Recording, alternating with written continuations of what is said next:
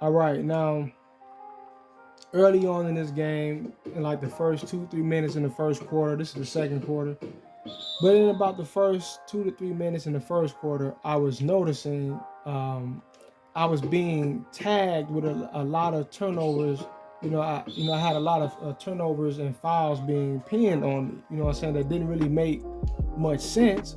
It's like I was just fumbling and losing the ball constantly. And anytime you start a game off like that, and something like that is just happening in bulk, and it's like it almost feels unavoidable. You know what I'm saying? Like you may even start to play more carefully, and it happens again. It's like, well, what the hell is going on? Because there's a narrative at play already. It's pretty much unavoidable to a degree, right? And here's another situation with the post playmaking, right? Now, I thought about putting this with the other video I just did. I'm not sure if I'm gonna do it that way, but check it out. So, because they're both pretty much the same, this is just a different context, right?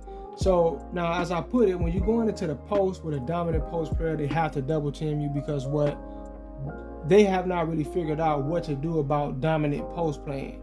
So, if they do double team you, obviously they have to leave someone open. So now he clearly fouls the hell out of me, right? He clearly hacks the hell out of me, even though I got 2 fouls for barely breathing on the motherfucker, right?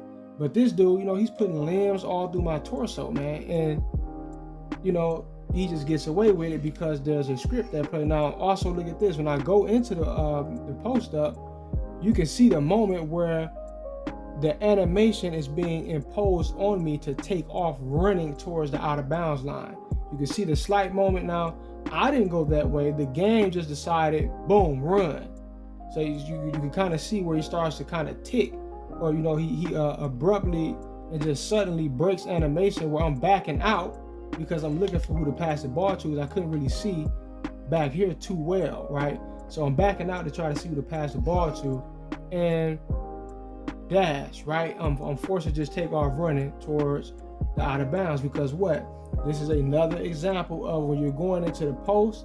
When a double team comes, the game understands you have an easy assist that's typically at the 3-point line. So what they do to throw off your ability to just abuse the post playmaking and get threes all day is they force you to go into an animation that's going to delay your ability to pass the ball, or it's just going to force you to lose the ball. So this guy, I think he got about 5 turnovers. We ain't even in halftime yet, because in the first quarter, within about the first 2 or 3 minutes, he got 3 or 4 back to back.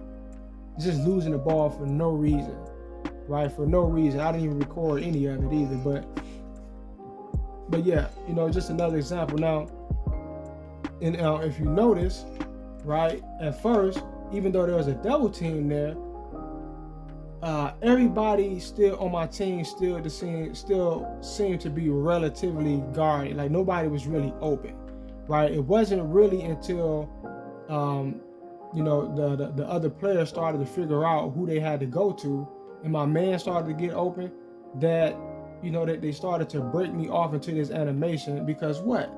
You have someone that's wide open either at the 3, or you could have dished the ball over to this guy right here, which I don't even understand. Why is he moving away from the court, right? See what I'm saying? Why is he even doing that? It's not like he can shoot. You got a guy right here taking off, but you're moving away from the rim, and you're a big man that operates around the rim. I guess, maybe trying to avoid a 3-second violation. Maybe.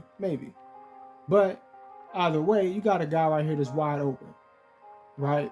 And so the game understands that when they program the post playmaking to go that way, you don't think they understood when a double team comes in the post, someone is going to be open?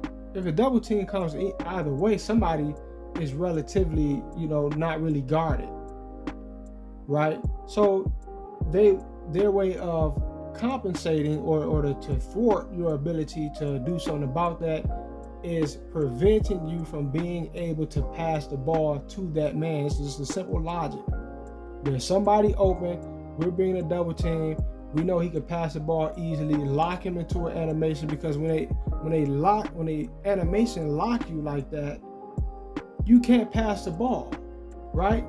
even if you're pumping a button, when they decide ahead of time, because you may be trying to pass it before the animation starts, and you can't let the ball go because you're already locked into an animation ahead of time. The game has already decided you're not passing that.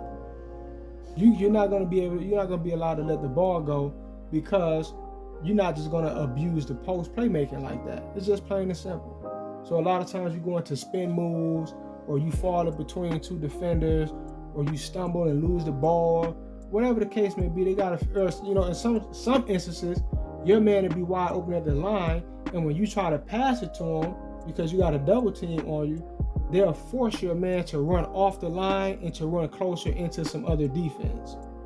They're not really slick. It's just that most people that play this game are not intelligent enough to pick up on this type of shit, or they just don't care enough, right? But anyway, peace.